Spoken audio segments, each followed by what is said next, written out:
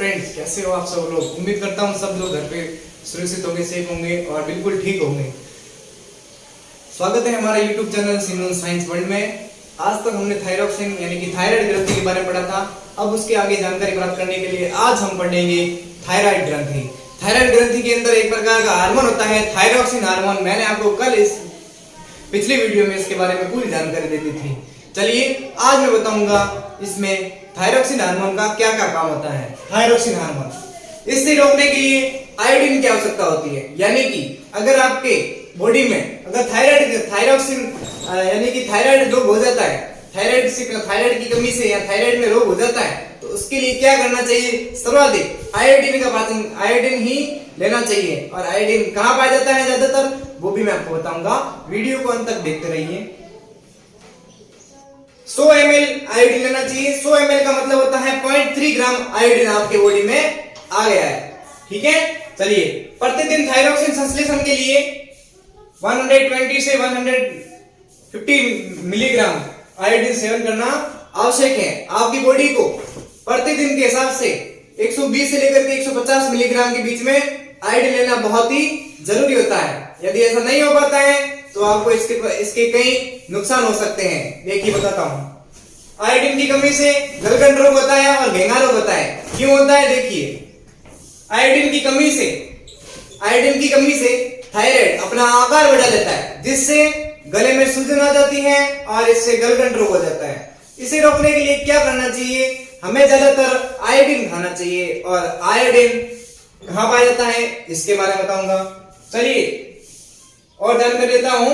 समुद्री जीव शैवाल, आपने शैवाल के बारे में सुना होगा, समुद्री जीव होता है।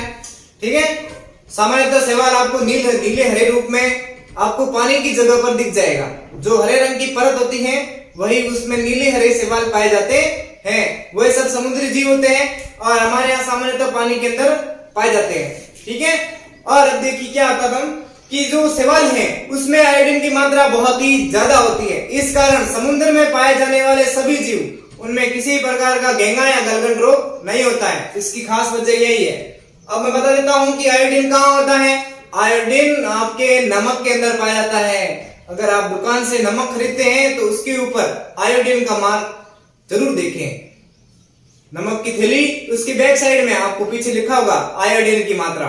ठीक है, चलिए देखिए। हाँ तो फ्रेंड, थायरॉक्सिन हार्मोन का कार्य बता रहे थे।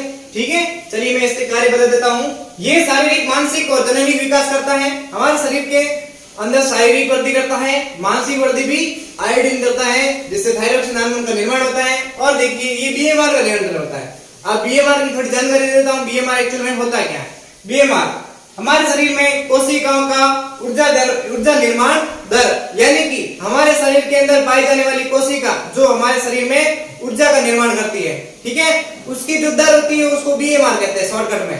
बीएमआर यानी कि 1/भार के समानुपाती होती है। इसका मतलब क्या होता है, देखिए यदि भार कम हो जाए तो बीएमआर की मात्रा ज्यादा हो जाती है। बीएमआर की मात्रा ज्यादा हो गई, इसका मतलब ऊर्जा निर्माण ज्यादा होगा। यदि किसी व्यक्ति में बीएमआर की ज्यादा बढ़ोतरी हो जाए तो वह व्यक्ति हमेशा ही भार में कम होता है, उसके अंदर बीएमआर की मात्रा ज्यादा होती है, जिससे इसमें ज्यादा ऊर्जा पाई जाती है। यानी कि पतले व्यक्तियों में ज्यादा ऊर्जा होती है। ऐसा क्योंकि उसके अंदर बीएमआर की मात्रा ज्यादा है, इसीलिए उस शरीर के अंदर बीएमआर की मात्रा ज्यादा हो जाती है, जिससे वो शरीर ज्यादा शक्तिशाली और ज्यादा फुर्तीवान होता है। मोटे व्यक्तियों में ऐसा क्यों होता है, देखिए मोटे व्यक्ति का यदि भार अधिक है तो उसमें बीएमआर की मात्रा कम होगी, ऊर्जा की कमी होगी। यानी कि जो व्यक्ति मोटा है उसमें ऊर्जा की बहुत ही कमी होती है। क्योंकि उसमें बीएमआर की निर्माण नहीं हो पाता है, इस कारण। ठीक है, चलिए थोड़ी जानकारी आगे बढ़ाता हूं। ये हार्मोन माइटोकॉन्ड्रिया की संख्या को बढ़ाता है। माइटोकॉन्ड्रिया की संख्या क्यों बढ़ाता है भैया, इससे फायदा है घाटा है, इससे ज्यादा फायदा होता है। ऐसा क्योंकि माइटोकॉन्ड्रिया हमारे शरीर के अंदर हमारे शरीर का शक्ति ग्रह कहलाता है, जो हमारे शरीर के अंदर ऊर्जा को पैदा करता है। यानी कि हमारे शरीर का बिजली घर माइटोकॉन्ड्रिया होता है। मैंने आपके छोटी क्लासों में आपने पढ़ा होगा माइटोकॉन्ड्रिया एक्चुअल में क्या होता है। माइटोकॉन्ड्रिया हमारी बॉडी का शक्ति ग्रह होता है। चलिए आगे जानकारी देता हूं मैं। यह हार्मोन आरबीसी निर्माण को प्रेरित करता है। यानी कि ब्लड के अंदर पाया जाने वाला आरबीसी है उसको निर्माण प्रेरित करने के लिए भी काम करता है बीएमआर। थोड़ी जानकारी आप पढ़ते हैं। इस हार्मोन से माइलिन सीड का विश्लेषण करता है। हमारे शरीर के अंदर पाई जाने वाली माइलिन सीड जिसका विश्लेषण भी कौन करता है? बीएमआर। चलिए आगे जानकारी देता हूं। यह हार्मोन महिलाओं के मासिक धर्म का नियंत्रण करता है, जिससे आप भली भांति परिचित हैं। ठीक है, तो ये तो सब कार्य हो गया बीएमआर का। अब थोड़ा सा थायरॉक्सिन हार्मोन के बारे में थोड़ा और पढ़ेंगे, तब तक ये लिखिए। तो फ्रेंड्स, थायरॉक्सिन हार्मोन में अगर कमी हो जाती है तो इससे कौन कौन से रोग होते हैं उसके बारे में हम पढ़ेंगे। ठीक है, जिसे हाइपोथायराइडिज्म कहते हैं।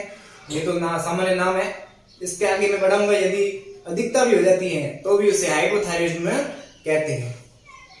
बाल्यावस्था के अंदर यदि ये रोग हो जाते हैं तो उस व्यक्ति में मंदबुद्धि आ जाती है, और इससे दूसरा रोग क्रेटिनिज्म कहते हैं।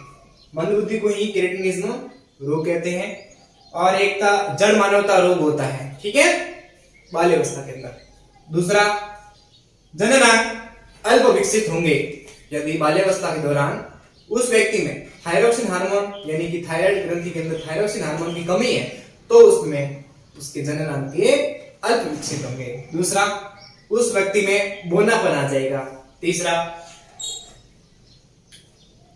बच्चे जनन सभ्य नहीं होते हैं, जिसका मतलब आप अच्छे से जानते हैं, यानी कि उसके होने वाले बच्चे सभ्य नहीं होते हैं। वयस्क में यदि ये वयस्क के अंदर यानी कि उसकी उम्र ज्यादा है तो उसके अंदर यदि थायरॉक्सिन हार्मोन की कमी से थायरॉक्सिन के हार्मोन की कमी से रोग हो जाता है तो उसका क्या नाम होता है? मिक्सिडिमा रोग, जिसे शॉर्टकट में गर्ल्स रोग भी कहते हैं। और कौन सा रोग होता है? बेस्डाउस रोग। बेस्डाउस रोग भी होता है। शारीरिक क्षमता, कार्य क्षमता कम हो जाती है। यदि ये रोग हो जाता है तो उस व्यक्ति के अंदर शारीरिक कार्य करने की क्षमता बहुत ही कम हो जाती है, जिसे शॉर्टकट में क्या कहा जाता है? बीएमआर कम हो जाता है। आई बात समझ में? चलिए ये लिखिए, इसका स्क्रीनशॉट ले लीजिए।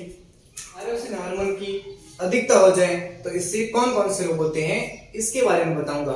चलिए, बाल्यावस्था के दौरान कौन कौन से होते हैं? एक तो होता है ग्रेव रोग, दूसरा होता है गलगंड रोग। ठीक है, इसके बारे में जानकारी देता हूं। यदि किसी व्यक्ति में इस रोग में नेत्र गोलक के नीचे श्लेष्मा जमाव ज्यादा हो जाता है। नेत्र गोलक की समझते हो आप?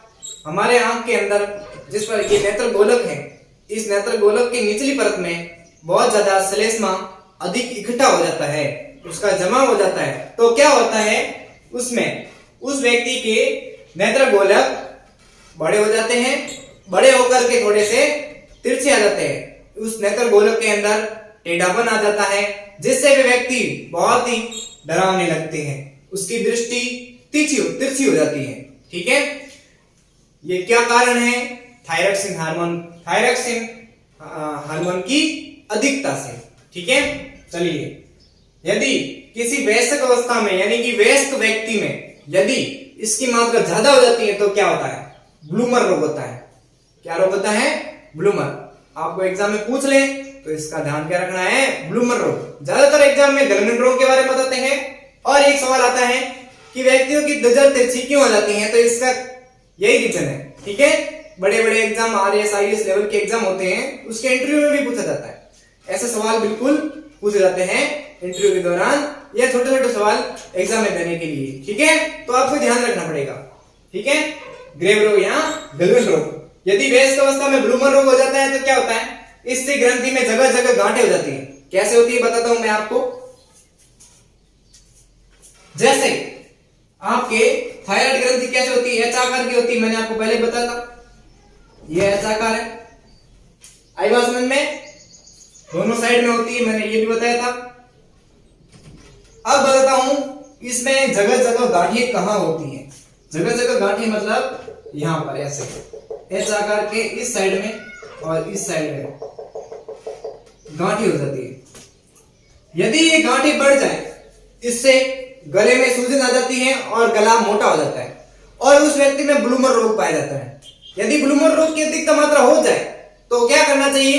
ब्लूमर रोग ज्यादा होते ही उस व्यक्ति के अंदर देखिए क्या हो जाता है? व्यक्ति का भार बहुत ही कम हो जाता है। आई बात समझ में? व्यक्ति का भार कम हो गया यानी कि उसमें बीएमआर की मात्रा क्या हो गई है? अधिक हो गई है। और भार अधिक हो गया तो उसमें किसी प्रकार की ऊर्जा नहीं पाई जाती है। ठीक है, चलिए आज के लिए बस इतना ही। तो फ्रेंड्स, उम्मीद करता हूं आपको वीडियो पसंद आया होगा। यदि आपको वीडियो पसंद आया तो लाइक कीजिए, कमेंट कीजिए और शेयर करके सबको बताइए, ठीक है। और कमेंट के अंदर, बॉक्स के अंदर आप जल्दी वीडियो को देख करके जल्दी आप अपने सवाल भी पूछ सकते हैं, ठीक है। और वीडियो को ज्यादा से ज्यादा शेयर करें। घर पे रहें, सुरक्षित रहें। जय हिंद, जय भारत।